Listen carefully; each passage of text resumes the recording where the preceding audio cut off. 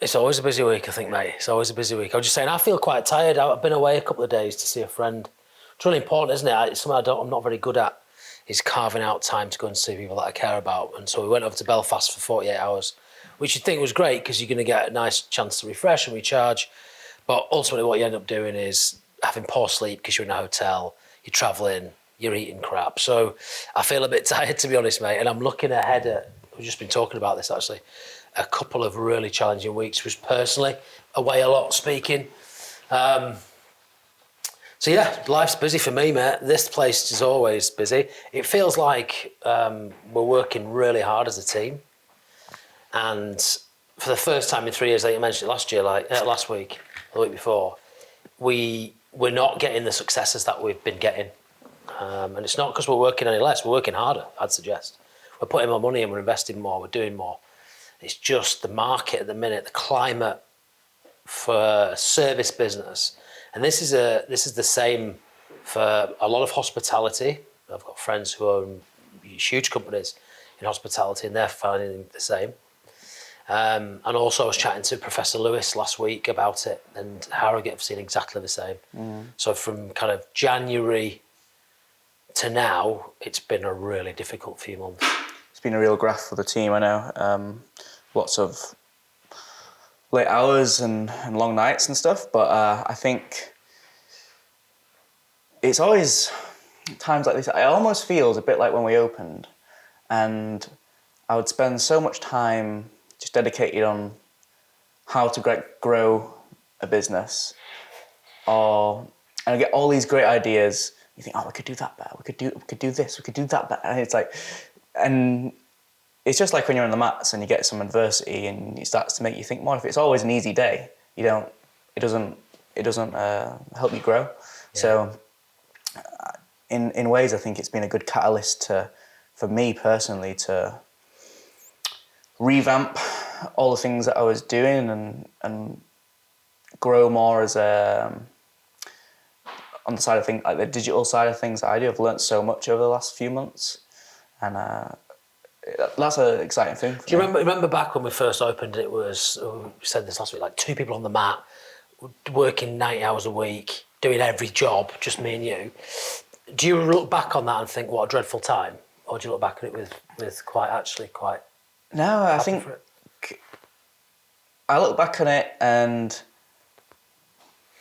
I think there's so many lessons and stories that I take from that time, and I'm always talking to Veronica. I was like, oh, that's like when me and Mike opened the academy, and it was just like this time kind of thing, because she started a new job this week, and she was saying how she was really tired after, she'd worked from home for a long time, and then you go into an office environment. Yeah. Anytime you meet a bunch of new people, you got to be and it's a new job, you want to be on your best performance. I'm like, that's exactly what a Saturday morning was like when you're teaching, because it might only be 6 hours and you're like, you're not going to get too tired of working 6 hours, but you're meeting new people, you have to be on your absolute best A game. You're on stage for 6 hours. Man. Yeah. And then just by the end of it, you're just like, I am wrecked. Yeah, the reason I asked about the kind of reflecting back on it, I did a talk for a load of senior clinicians at Leeds NHS Trust a few weeks ago. And they, before I went on to speak, is the kind of like inspirational bit, motivational bit, they had the chief executive talk about the next 2 years. And it was just dreadful news. Oh. It was like, no more money, working harder, more problems, nightmare. So they're all sat there like, then I have to go on stage and kind of pick them up. But I said at the end of it, like, it's those times where you are in the trenches. At the time you think this is dreadful. But when you reflect back on them, often you're really grateful for those experiences. It was the same on the ocean, right? The 3 really tough, every day was tough, but the 3 horrendous days, I'm really grateful for them now, because like they are the stories. And we'll talk about this period of time. I remember after 3 years when we kind of had that big bump and we struggled to get, it'll come good. You've just got to stay in the game. I wrote for Next 45 this week. The journal's just come out. And my piece was about compound interest of work. So like just showing up every day, just keep showing up. And there's so many businesses like Apple and Amazon and Google and Airbnb who almost failed. They almost failed, but they just kept showing up and showing up and showing up and showing up. So I suppose the moral of the story is like in jiu-jitsu, you're going to have these periods of time when you just feel like you can't get anything going. And it might last for a week, it might last for a month, it might last for 3 months, 6 months, and you're like, I'm getting no better. But you just keep showing up, and you keep showing up, and you keep showing up, and then you'll look back on those days and go, oh, actually, in that period, I learnt lots, and I'm better for it. It kind of brings me on to some of the stuff we're going to talk about later on, the lessons you learn on the mat, and it makes me think about being present, which you really need to do in jiu-jitsu, and then gratitude. And for some reason when you were talking then, I thought back to one of my first exercises in training, and obviously I was on the flank. Everyone was. And I got thrashed that night, we were in puddles and we were soaking wet through, and it's November, so it's freezing on Woodbury Common. And I'm there with my kit muster, and it's all a fucking mess. So, so I know I'm about to get thrashed, but I don't care about any of that, because in about 3 minutes' time, the sunrise is just about going to get to where my body is. I'm going to start to be warm for a few minutes, and when you're going through that kind of adversity, the gratefulness that you have for just those little things like the sun hitting your face. It really resets your frame of reference for what is a good thing to have. So, and then being present. I mean, you can talk a lot about this, but it's easy to be looking too far into the past all the time, or always be wanting that thing that's just a bit in front of you or ahead of you. But sometimes we forget to live in that moment, which you have to do when you're rolling, right? Yeah. Yeah, did I speak about the doubling the penny thing last week? Did I speak about that now? I don't think so. So again, I wrote this week, and this is a really interesting thing to think about. So if I was to offer you £10 million today, so you can have £10 million today, or you can have a penny, 1 penny, but you can double it every day for a month. Most people, particularly in this day and age with the instant gratification piece and Amazon Prime and everything's tomorrow, would take the 10 million. And stick it in the bank. The interesting thing is, if you took a penny and doubled it every day for a month, you'd actually end up with 10.4 million after a month. But the interesting thing is, after 20 days of that investment, it's still only at £5,000. It's staying in the game consistent. And that's the point where I'm saying about Amazon and Apple folding. It's like people get to 19 days, 20 days, they go, oh no, it's not going to work, and they jump ship. You've just got to keep going. It's the same for your jiu-jitsu. Just keep turning up. Get some goals on the back of your cards, hold yourself accountable, and just commit 3 times a week, every single week, no matter what. That's the way to do it. Let's talk about this question that I got from Tom Broughton on the mats yesterday, I think. No, Wednesday afternoon. We were just cleaning up, and he was like, I got a question for the podcast, so thanks, Tom. And it's he wanted to know when you feel like you've developed your game, or when do you know, like, oh, I've got a game now?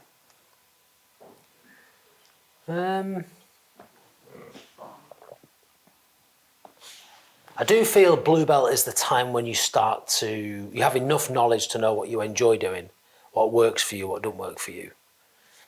And what I mean by that is, if you are a big, heavy person, it's going to be a lot easier for you to play top game than bottom game. If you're a light, nimble, super mobile person, a guard's going to be a lot easier for you to be able to retain your guards flat. So you tend to find that, don't you? Like the bigger players tend to play top more, and just naturally they're on top more because they're just bigger. And the smaller players like you and I tend to play guard a bit more. Although as you become more experienced, you start to value both. So I think blue belt's the time when you should start to really explore and not stay in your comfort zone. Now that's the irony of it. You've got your blue belt. There's now a target on your back for all the white belts, or you perceive there to be a target on your back. And there'll be 1 or 2 white belts who want to tap you because I've just tapped a blue belt. So the instinct is to play it safe and to play your A game every time you roll. And whatever you do really well right now at blue belt or purple belt, brown belt, black belt, whatever, just do that. But that's not where the growth is. The growth is just seeing where you're at, because I think if you do that at blue belt 2-3 years, really trying to understand what you enjoy, purple brown's like a polishing bit for a lot of people. So okay, so I really like playing this type of guard. I really like doing this from top. I really like this kind of submission sequence. Start to polish that up a little bit. And then I think you get to black belt, mate, or you might be out there already, T, but for me anyway, having trained for so long, you then start to reinvent yourself, or you try to reinvent yourself a little bit more. So I think it comes in stages. I don't think there's an actual specific time where you go, that's my game. But I do think blue belt is the perfect time to experiment, play different stuff, except you're going to lose a little bit. When you get to purple brown, you should really be polishing and looking for the detail.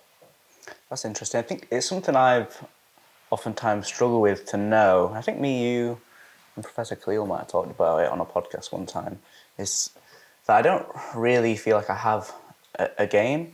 I feel like almost the way I roll with you and the moves that I do is like, man, I never really do this. So like, I'll roll with Ollie and it's like, oh, I'm doing stuff that I'd never really roll in my other roles.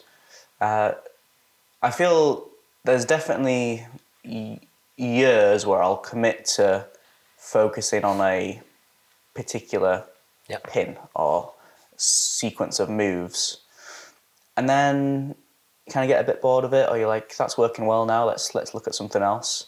And you'll take maybe 20% of the top things that you learned in that cycle, and it'll just carry on and that just stays with you. I'm thinking from like some of my neon belly stuff when I was a white belt and early blue belt, and the side triangle that I learned that first time Victor came to do a seminar at Harrogate. And there's just some stuff that you take with you, and I think maybe eventually you got enough of those things where it becomes a game. For me, I still feel like I'm going through the revolutions where there's still a lot on. I've spent a lot of time committed to most of the different pins apart from the back. Like I've not only over the last year and a half I've really spent a lot of time on the mount, and that's now my favourite thing. Like I love being in the mount, and if I need to try and submit someone, I'm like, right, I need to get to the mount. But the back is almost okay when the mount fails or like they just give their back away to get out. That's when I go to the back. But I've rarely had a time where I've like, right, today I'm going to the back rather than it's a byproduct of me going somewhere else. So I'm not really sure if I've, to answer Tom's question, I'm not sure if even I have a game yet, but I think as soon as you can just focus on something, and then if you want to call that your game, that's great. Well, I think that's a good point, mate. So that's the point I was just thinking there. Like, I might offer a complete reframe of this question. Don't ask yourself what's your game. Ask yourself what you enjoy right now, and make that your game right now. When you talk about a game in jiu-jitsu, it's a term that is used in Brazilian jiu-jitsu. Like, what's your game? What do you do? What do you play?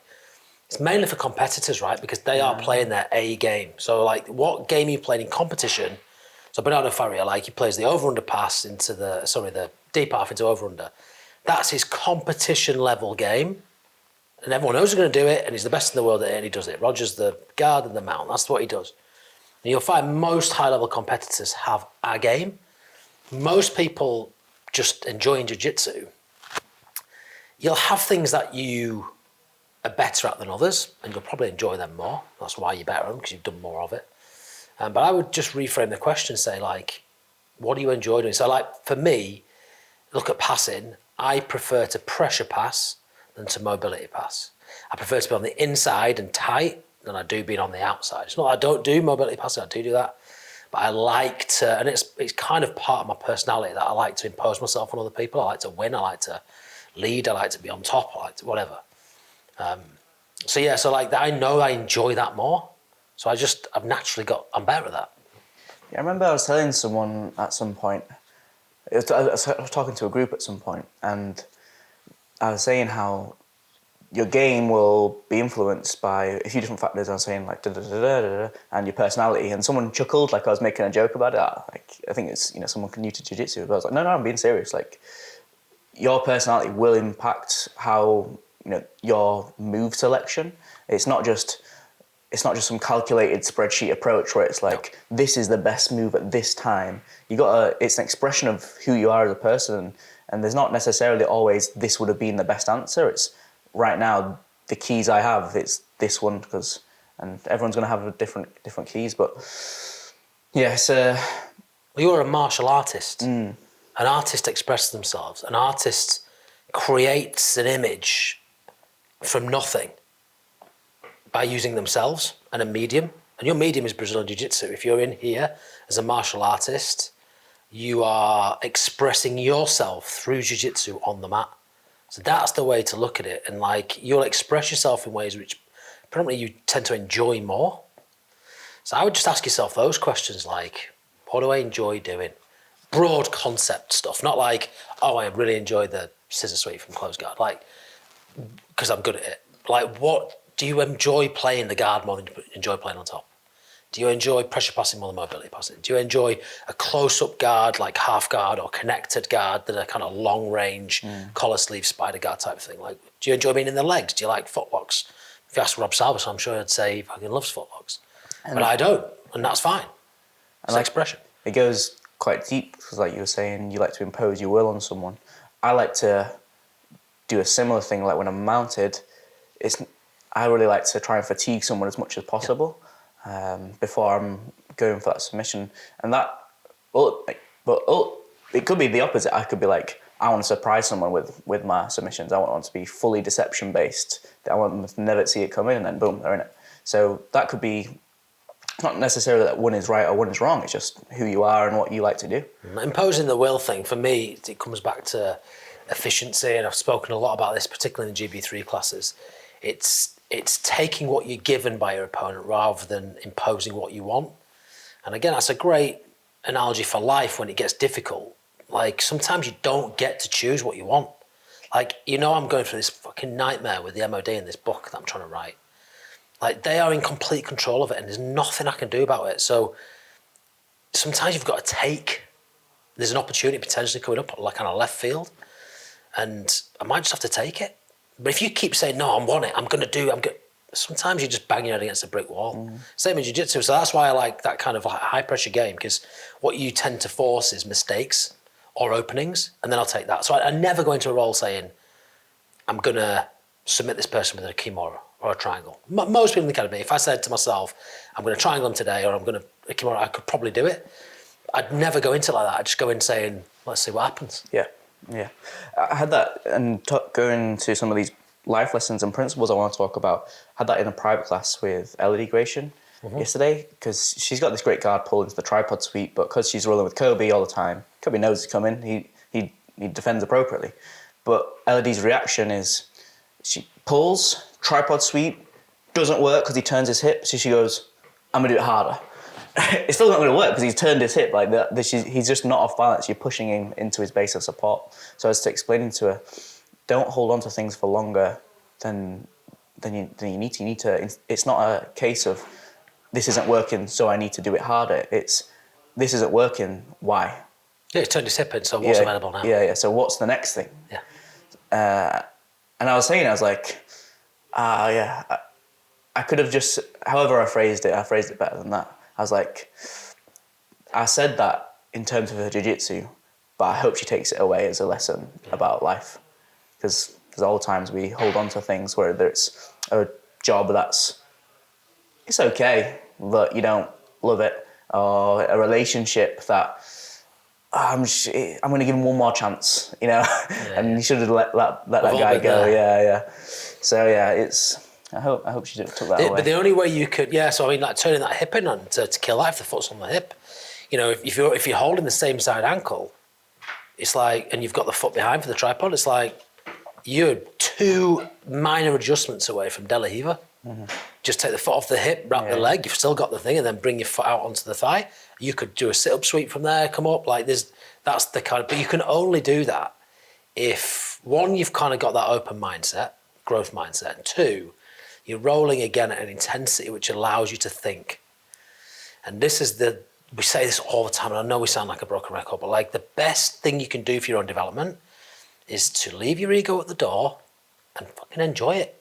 Just enjoy your rolls, man. Just have a smile on your face and give yourself time to think. If you are like, I'm doing this and I'm going for it, I feel it. It's funny because some people might feel this with other people. I feel it, and it's almost on an individual basis, everyone that I roll, depending on how they're feeling about me on the day. So if they approach a roll with me going, this is going to be really fun, I'm going to learn some stuff, I feel it from them. I know, and that might be, let's say, on Monday. On Wednesday, same person, breathing rate's up, heart rate's up, grips are tighter, like they're coming for me today, and I feel it. I literally feel it. It's an interesting thing, and maybe they don't even recognise it, or maybe they thought, no, I'm going to go a little bit more today. But whatever reason, I feel it. So I think just keeping that level of, unless you really have to, don't exceed a 9 out of 10. When I'm rolling with you, and I almost see it as you're the grindstone in which I can get to sharpen my axe on. Yep. So I like to come at you because, with the exception of maybe 2 or 3 individuals, there's not a lot they can do to challenge me purely in a technical fashion. Mm-hmm. Of course, I get hard rounds every single day, but not necessarily just purely on technique. Whereas with you, because we're of somewhat of a similar size, I know that when you're beating me, it's just because you're better than me. Yeah. So I can come at you and I'll know, okay, that was a legit technique, or okay, right, that technique that I'm doing all the time against the blue belts for some reason isn't working. So there's something I'm doing wrong. I've been getting a positive feedback loop on it, even though there's something that's definitely a mistake with it. That's a really good point. Yeah, and that's why you should be seeking out. This is why it's a challenge at black belt, right? Because there's not that many people who are going to give you that grindstone effect. But when you're a white belt, blue belt, purple belt, whatever, you should be trying to roll with the toughest guys in the gym. Like if I, on a Monday night and we've got GB2 live rolling, I make sure I try and roll with Ben, with Mike, with Frosty, with Josh Levine, like all the Ollie, like all the not better, but like Tom Broughton, any of those guys, like the really tough Chris Williams, like all those really good blue belts. For me, I need to roll with them to get some kind of grindstone effect. It's a really nice analogy, that. If I roll with, and I do, of course, every single week, if I roll with a white belt or a newish blue belt, I literally, the whoop will tell me I'm in fucking zone 2. I'm literally going for a walk. So I don't really get anything from it. They get loads from it, which is why I do it. I don't get anything from it. So yeah, seek out people who are better than you to sharpen your axe against them, and enjoy losing because you're learning, aren't you? Yeah, it's. I think it's a good analogy, that, because it's when the grindstone and the axe in that analogy, it's actually working it's symbiotic. It's not you're against each other. It's not sword versus sword, like where you're fighting each other. It's actually you're working together to accomplish a goal. You need if we're going to cut down a tree, I'm going to need your grindstone, we're going to need my axe, we need to go do it together. Not just one of us can't do it without each other. That's a great analogy. So let's say we're chopping down a tree with an axe. If you've got a blunt axe, you're going to have to work fucking hard to chop that tree down. If you've got the sharpest axe in the world, one swipe and it's down. And that's exactly the analogy in jiu-jitsu that I would use, man. I would love that. If you haven't got good technique, you haven't sharpened your axe, you are working really hard. And physically, if you wear whoop, if you just check your breathing, check your heart rate, or whatever, or just how you feel, like an RPE scale after training, if you're battered, you ain't using technique. You ain't being efficient and taking what's given to you. You're trying to do what you want to do and probably doing it in a really untechnical fashion. I noticed that in our roles, actually, on see you guys, and on Monday, not where we get to have many roles at the moment, but even though it was of a nice high intensity, at the end of the round, I'm not absolutely destroyed. No.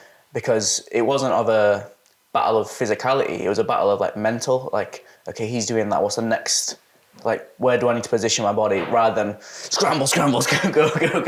And those scrambles happen in 3 seconds intervals when it's 50-50 when we're trying to go get something, but for the most of the time it's a bit of it's that little chess battle, isn't it? And 100%. and there's rounds that I'll have sometimes against some of the blue belts, so and when they bring a good physicality to the round, I'm like, man, I need to get a drink of water, because you're just like, wow, I'm up there. So yeah, it's really nice. What time we on? I hope that answers Tom's question.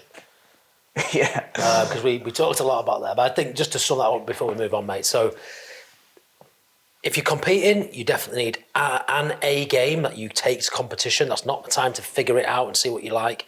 You're going to go there to try and win. If you're on the mats here, really follow your instinct on what you enjoy and express yourself on the mat in whichever way you feel is appropriate.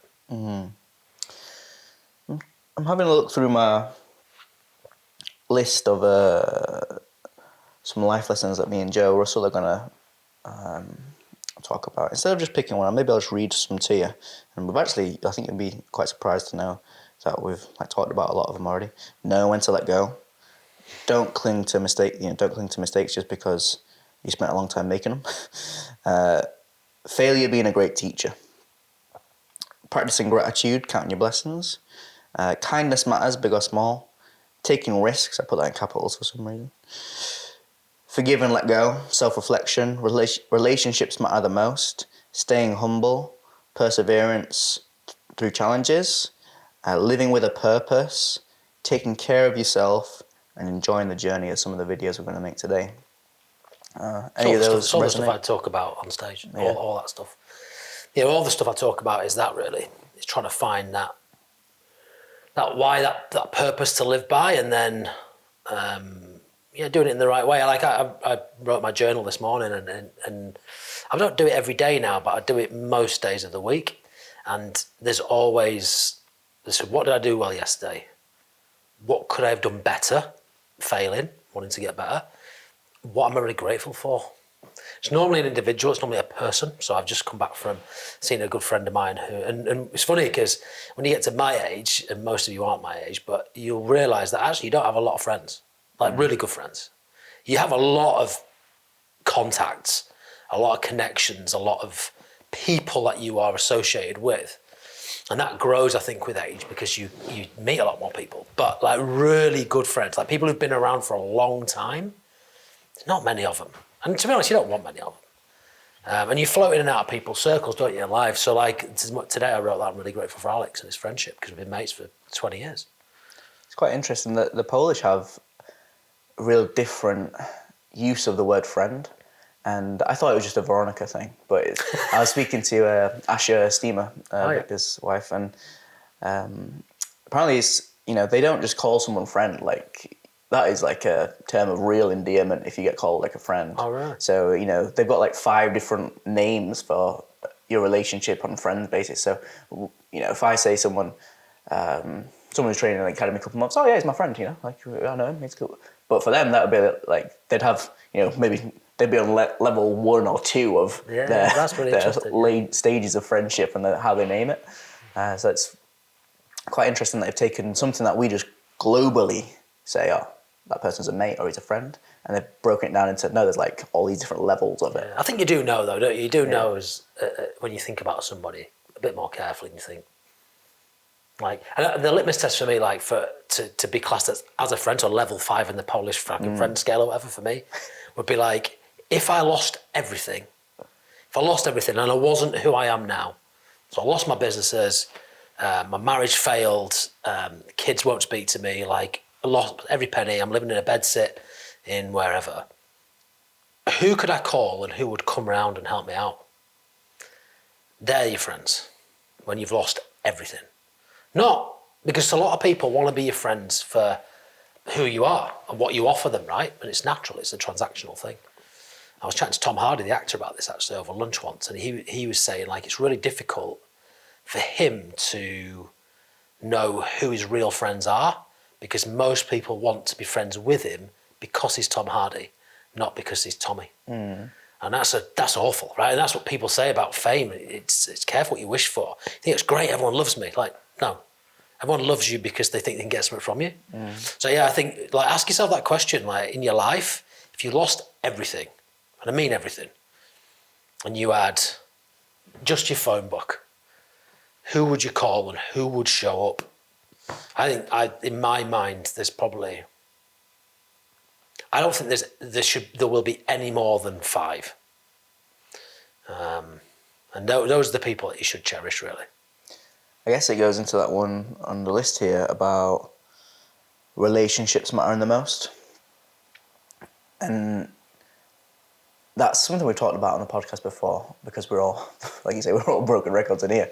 But in jiu-jitsu, it's so easy to think, right, I want to go do this because I want to get way better than everyone else, or I want to go train at this different school because whatever, or I want to do X, Y, Z, and you forget the main thing you're going to take away from jiu-jitsu in 30 years' time is the friends you made along the way, and the funny stories that you had, and the great nights out, and all that time you all went to competition together.